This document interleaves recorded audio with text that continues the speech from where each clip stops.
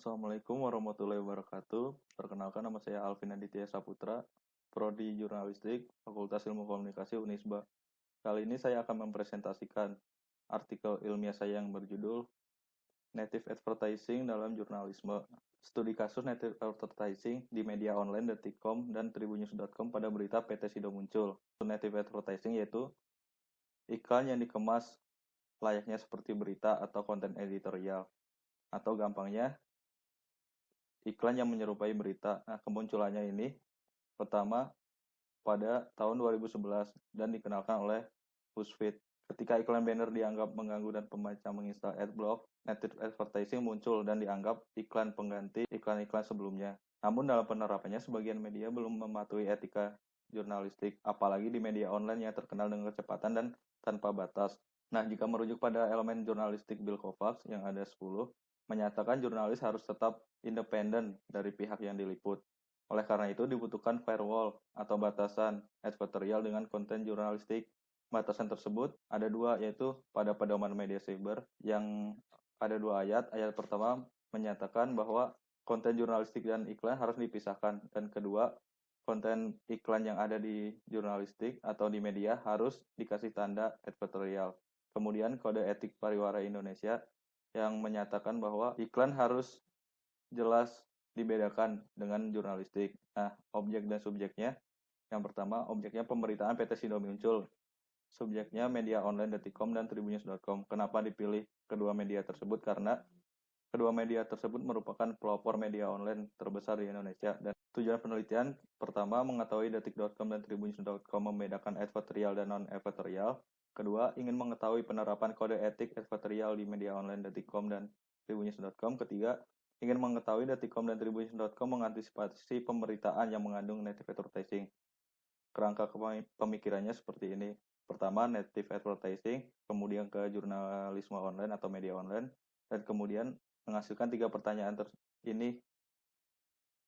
Seterusnya, teori hierarki, teori ekonomi politik Vincent Mosko. Metode penelitiannya yaitu jenis penelitian kualitatif, pendekatan studi kasus, subjek penelitiannya Detikcom yaitu dari Brain Newsroom, Tribunnews.com dari editornya, kemudian Dewan Pers.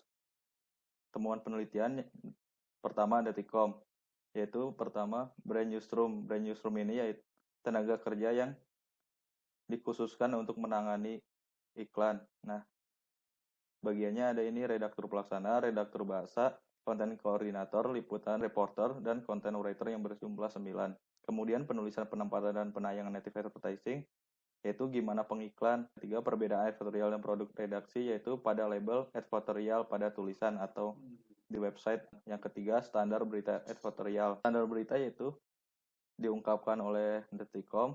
Standar berita pada Detikcom yaitu yang mempunyai nilai berita. Kemudian kalau editorial yaitu nilai bisnis atau nilai jual. Keempat, pengembangan ide dan native advertising, yaitu melalui riset. Kemudian Tribunnews.com yang menangani iklan yang sudah dipisahkan yang bernama tim iklan, pembeda konten editorial dan non-editorial seperti Detikcom, yaitu pada label editorial. Terus yang membedakan dengan media lain yaitu label Biz Insight. Biz Insight ini yaitu merupakan konten bonus kepada pengiklan. Yang keempat, penempatan penulisan native advertising, gimana pengiklan dan Tribunnews.com yaitu sesuai persetujuan. Yang kelima, iklan PT Sido muncul di Tribunnews.com, yaitu lebih ke sisi human interest. Pembahasan.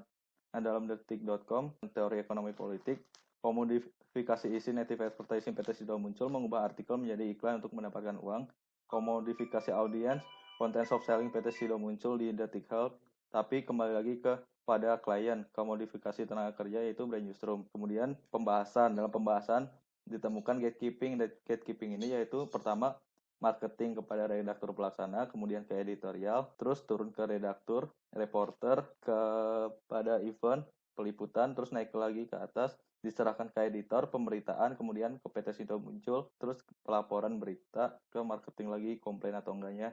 Teori hierarkinya yaitu individual terletak pada redaktur pelaksana, rutinitas yaitu pengiklannya, pengaruh internal yaitu kebijakan yang dipatenkan oleh Detikcom, terus pengaruh eksternal pengiklan, terus ideologinya Detikcom membedakan produk jurnalistik dan iklan, terus Tribunnews.com komodifikasi isinya yaitu sama native advertising digunakan untuk mendapatkan untung. Komodifikasi audiens yaitu melalui native advertising muncul biasanya ditaruh di rubrik kesehatan dan bisnis.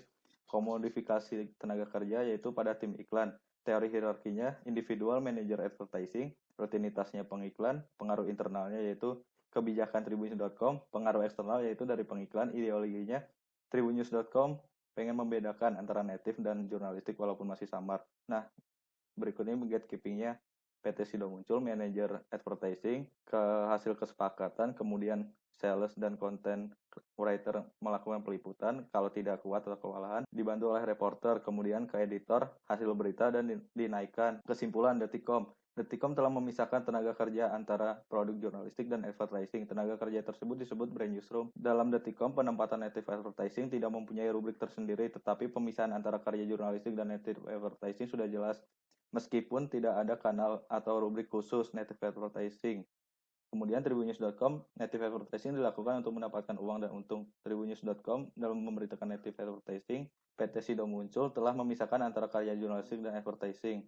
Namun dalam pemisahan antara karya jurnalistik dan advertising masih samar. Sekian presentasi dari saya. Mohon maaf bila banyak salah kata.